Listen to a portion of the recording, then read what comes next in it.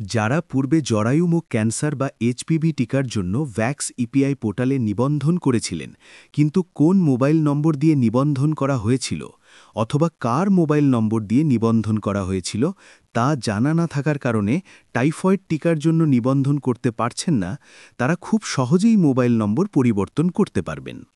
Mobile নম্বর পরিবর্তনের জন্য পূর্বের দেয়া মোবাইল নম্বর জানার কোনো প্রয়োজন নেই। মোবাইল নম্বর পরিবর্তনের জন্য প্রথমে ভ্যাক্স ইপিআই পোর্টালে গিয়ে লগইন মেনুতে ক্লিক করুন। এরপর জন্ম তারিখ লিখুন এবং জন্ম নিবন্ধন সনদ নম্বর লিখুন।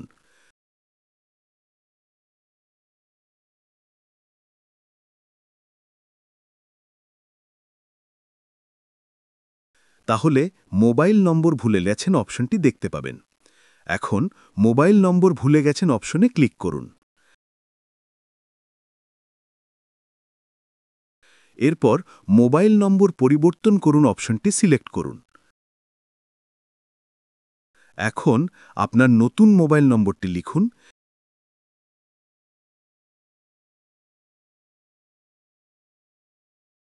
এরপর ওটিপি পাঠান বাটনে ক্লিক করুন। তাহলে আপনার নতুন মোবাইল নম্বরে একটি ওটিপি যাবে। ওটিপিটি বসিয়ে ওটিপি যাচাই করুন বাটনে ক্লিক করুন। তাহলে আপনার মোবাইল নম্বরটি পরিবর্তন হয়ে গেল। এখন ক্যাপচা কোড দিয়ে লগইন বাটনে ক্লিক করুন।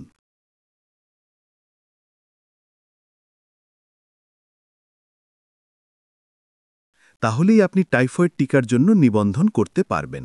ধন্যবাদ।